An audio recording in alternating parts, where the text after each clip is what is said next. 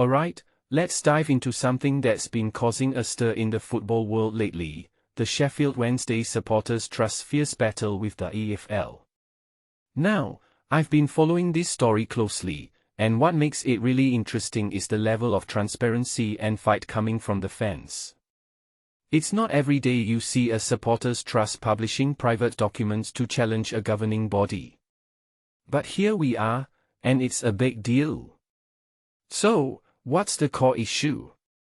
Sheffield Wednesday is facing some brutal sanctions ahead of the 2026-27 season. We're talking a 15-point deduction, transfer restrictions, and now, a cap on player wages. Personally, I think this is where things get messy. The EFL is essentially saying, you can't spend more than £7,000 per week on a player, and your total wage bill can't exceed £7 million for the season.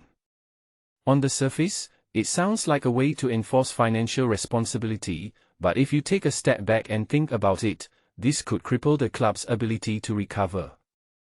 What many people don't realize is that these sanctions aren't just about punishing the club, they're about sending a message to the entire league. The EFL is arguing that this is about maintaining the integrity of the competition. But here's where I have a problem. The EFL cleared Dejphon Chansiri for ownership, and they watched as the club spiraled under his leadership. Now, the fans and the community are paying the price.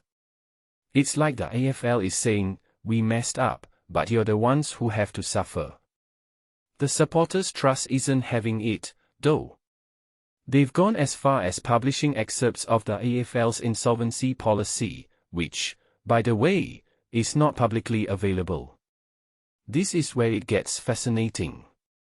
The trust is arguing that the policy itself gives the EFL discretion to consider the impact on fans and the local community. And let's be honest, Sheffield Wednesday's supporters have been through the ringer.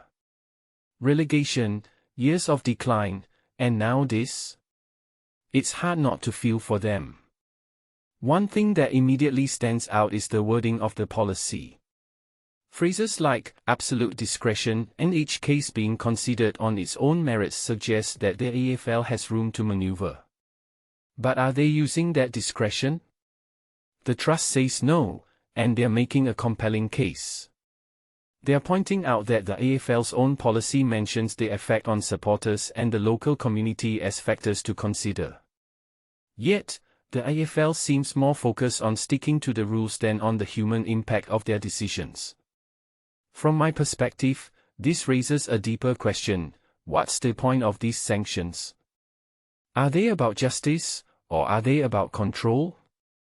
The EFL argues that the 15-point deduction is a deterrent for clubs trying to dump debt. Fair enough, but at what cost? If the sanctions are so severe that they deter potential buyers, like a Rice, then what's the endgame?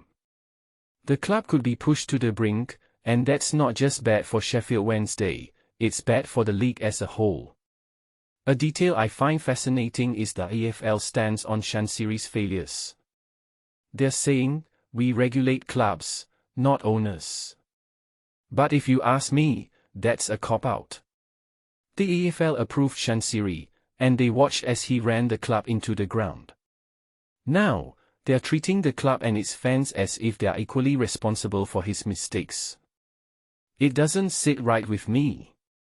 What this really suggests is that the EFL's regulatory system has flaws. They're quick to punish but slow to take responsibility for their own oversight. The trust is calling them out on this, and I think it's about time. Sheffield Wednesday is a founder club of the Football League, it has history, it has a community, and it deserves better. If you take a step back and think about it, this isn't just about one club. It's about how governing bodies treat their members and their fans. The EFL says they're open to finding a solution, but their actions so far haven't inspired much confidence. The trust is urging them to apply their own guidance responsibly, and I couldn't agree more. Personally, I think this is a pivotal moment for the EFL. They can either double down on punitive measures and risk alienating fans and communities, or they can show some flexibility and help Sheffield Wednesday recover. The discretion is there in their own policy, the question is, will they use it? So, here's my closing thought: football is more than just a game. It's about communities, histories, and the people who live and breathe it. The EFL needs to remember that. If they don't, they risk losing more than just a club, they risk losing the trust of the very fans who make the league what it is.